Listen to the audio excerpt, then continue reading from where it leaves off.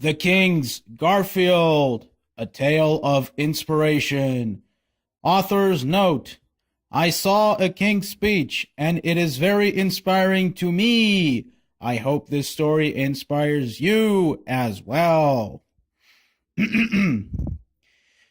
King George VI was practicing his speech for people of England. War was coming with battle intentions, and English people needed the inspiration.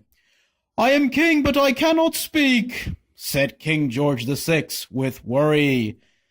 "Do not be worrying. I will help you talk the words of truth," said Lionel Logue with linguistics.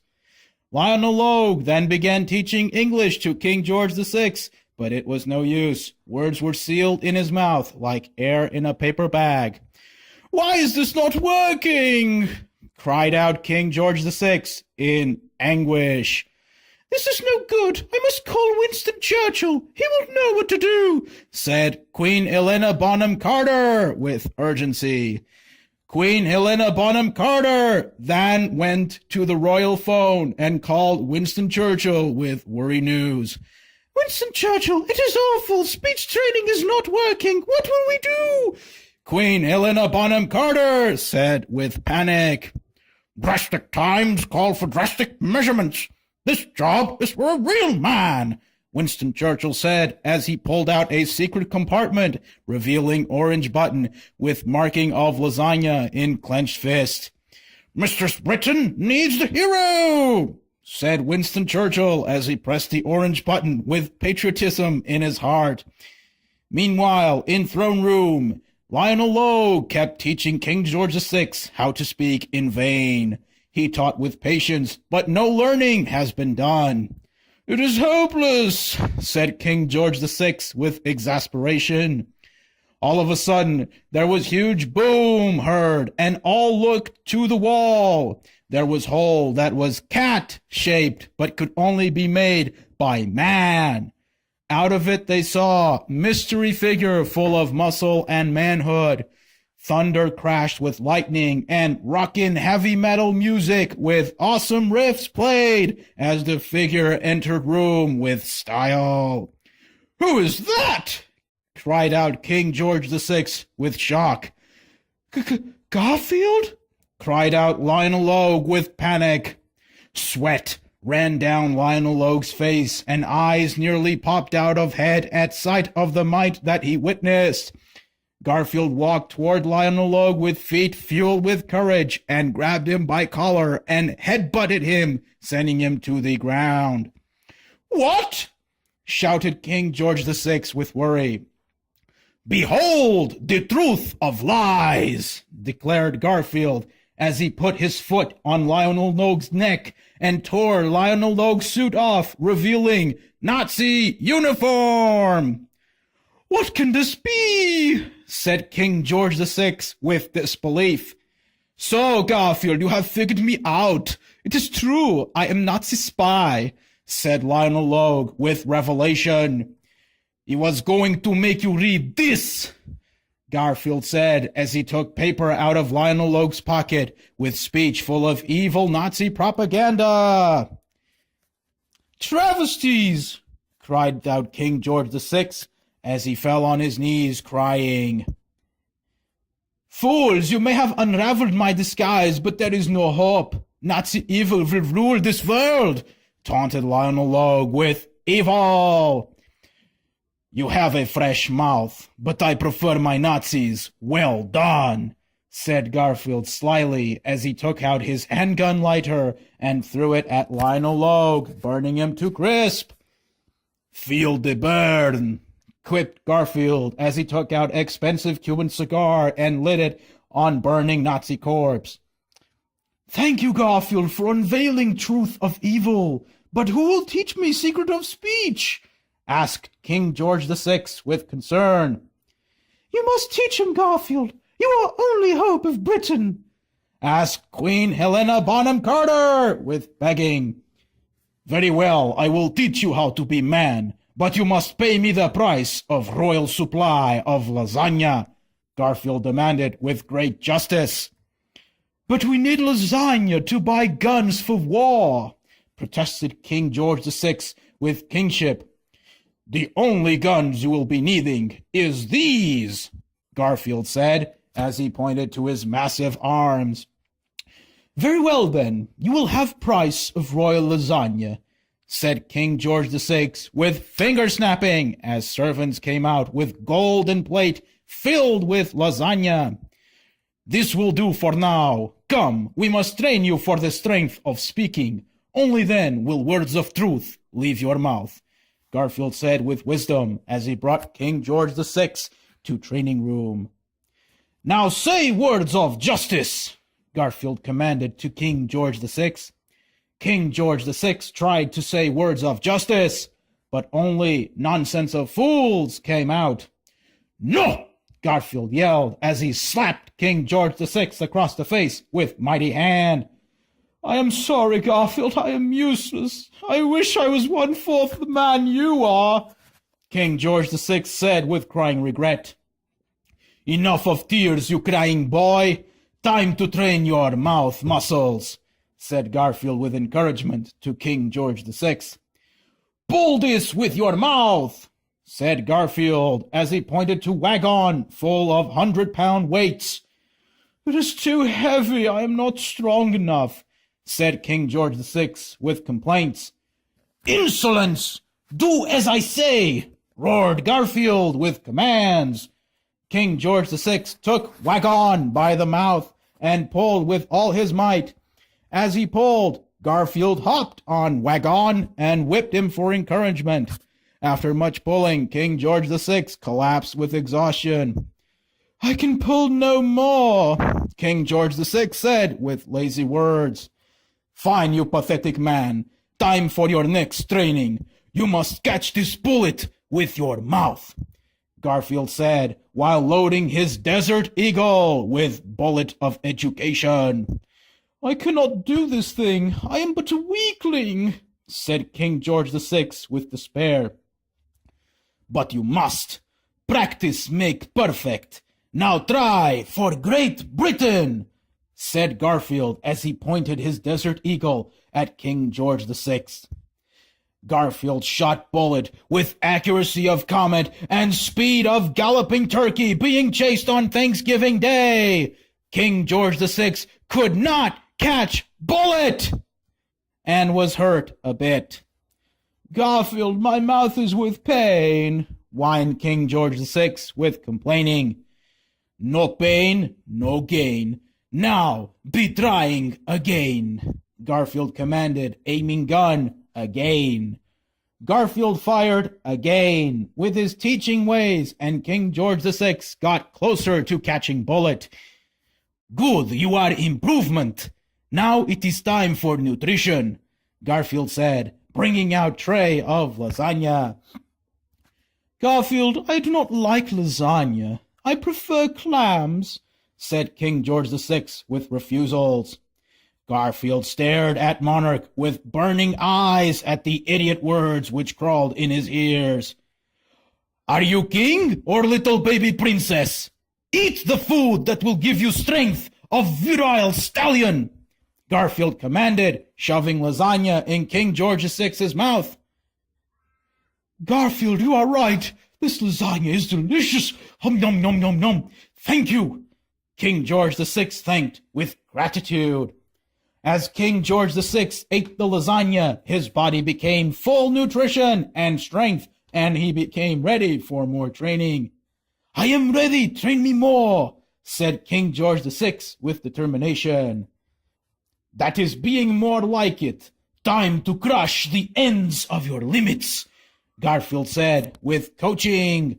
Garfield trained King George VI for hours and days, smashing his mental and physical boundaries with his iron fists. As they trained for the speeches of inspiration, Queen Helena Bonham Carter looked on with wanting at Garfield. During break, when Garfield was enjoying some nutritious lasagna full of raw power, Queen Helena Bonham Carter approached him with desire.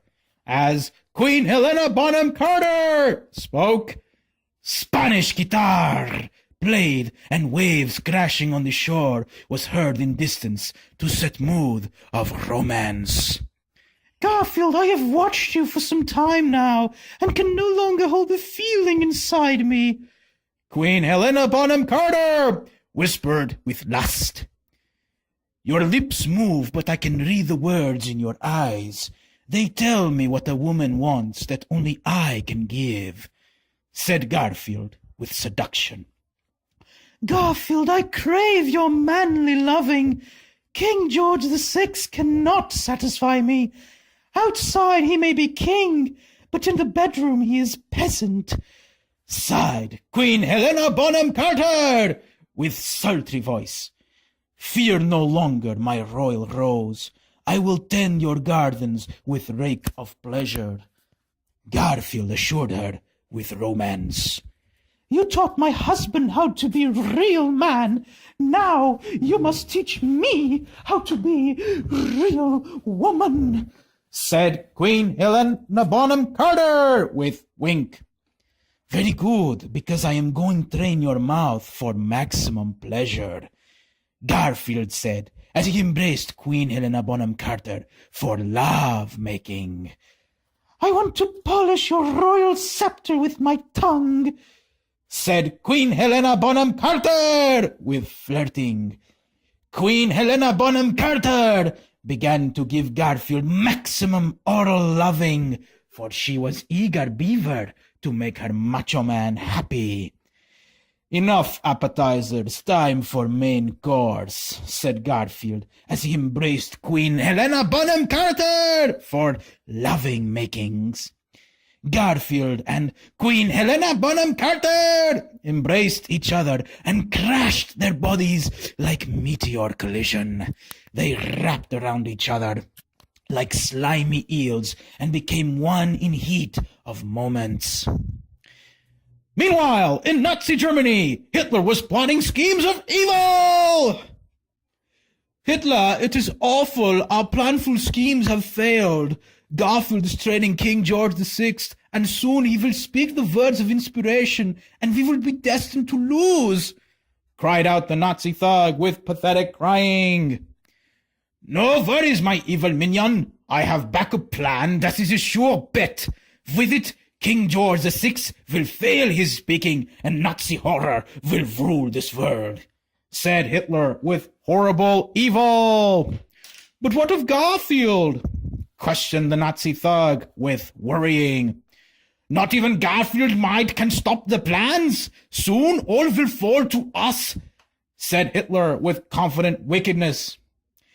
Meanwhile, in Buckingham Palace, after nights of vigorous love-makings, Garfield and Queen Helena Bonham Carter were holding each other with romance on sands of the beach, watching waves come in. Garfield, you made me feel things I could not feel. You taught my husband to speak, but you taught me to scream, Queen Helena Bonham Carter said with gratitude. It was pleasure. You are my teacher's pet, said Garfield as he held Queen Helena Bonham Carter firmly in arms. Soon, King George VI came to the beach to inform Garfield of information. Garfield, it is almost time for the big speech. I am worried I am not ready, King George VI said with self-questioning. Remember the teachings of wisdom I have taught you, and victory will be rewarded, Garfield lectured with profoundness. You are greatest mind of the age, King George VI said with admiration of Garfield. Winston Churchill then walked in for the alerts. It is time. You must go to make the speeches, said Winston Churchill with seriousness. Very well, I remember the teachings of Garfield and go, said King George VI with courage. King George VI went to front of Buckingham Palace for speech of inspiration. Garfield and Queen Helena Bonham Carter sat behind him for support.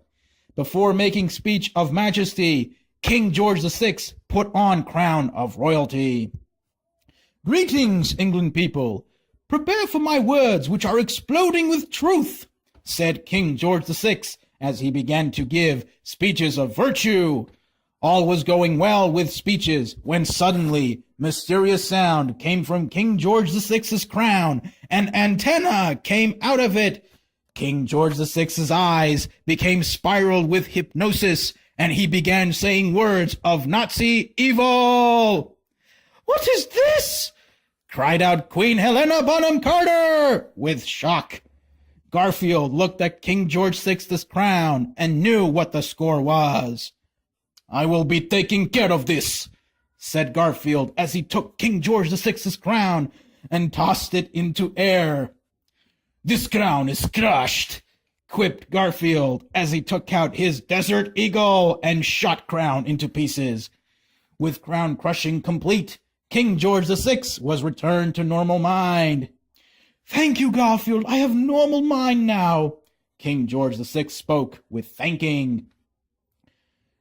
"Curse you, Garfield, you have foiled the plan," shouted voice from the crowd with anger. It was Neville Chamberlain. Neville Chamberlain tore off his face to reveal he was really Nazi in disguise. "Time for escalator escape," shouted out doppelganger Neville Chamberlain as he escaped up escalator to Nazi Zeppelin. "You may have foiled our plots for speech, but victory will be ours. Taste explosion!" shouted Nazi doppelganger Neville Chamberlain as he dropped bomb from Zeppelin. Nazi bomb came hurtling to Buckingham Palace, where all were sitting in horror, but Garfield was not flinching. As bomb came down, Garfield caught it in his hand with mighty grip and stared down Nazi Zeppelin with eyes exploding with fury. "Bomb voyage!" roared Garfield as he tossed the bomb at Nazi Zeppelin with throwing of home run pitcher, making it explode into Nazi Zeppelin. Nazi doppelganger Neville Chamberlain then crawled out of wreckage for desperate escaping, but saw Garfield standing over him. "Nazi racism will rule this world! I am spitting on you!" spat Nazi doppelganger Neville Chamberlain with contempt. "You are clearly having brain problem. Let me fix this," Garfield quipped as he took out his Desert Eagle and blew off Nazi scum's head off. "Garfield, you have done it! You have halted Nazi scheme, and words of inspiration have reached Mother Britain!" cried out Queen Helena Bonham Carter as she ran to Garfield, embracing him. "No problem, my sexy sovereign. It is time we celebrate the way man and woman are meant to," Garfield said with wink. "Good job, Garfield. I am grateful for you forever," said King George VI with thanking. "Yes, but there is still work to be done. War has just begun. But as long as I am breathing breath, eating lasagna, and loving ladies, I will be here killing Nazis," Garfield declared with declaration. "Garfield, you are a true hero. I am going to give you proper rewards and knight you in the bedroom," said Queen Bonham Carter with love pumping in her heart and breasts as she led Garfield to royal bedroom. "Very well, chickie, but when we are in bedroom, you will be bowing to me," said Garfield with sexiness as he went to bedroom with Queen Helena Bonham Carter. Hours later, in Nazi Germany, Hitler was taking an evil Nazi nap, having dreams of Nazi conquest, when suddenly his dreams were being interrupted. In his dreams, Garfield appeared and began mowing down Nazis with brutal justice, tearing them to pieces with his might. "No!" cried out Hitler as he woke with cold sweat and tears. Out of corner of his eyes, he saw things of peculiarity. It was Nazi corpses impaled on wall. Hitler approached with fears and dreads and trembled like little girl. On impaled corpses was a note written in the blood of dead Nazis. "I am coming for you next. Sincerely, Garfield," read the letter with promise. Hitler quivered with trembling and cried eyes out at the horror, for he knew his time was ending near by Garfield's hands of manly power. The end? Author's note. I hope I inspired you to destroy the boundaries of your limitations. Thank you.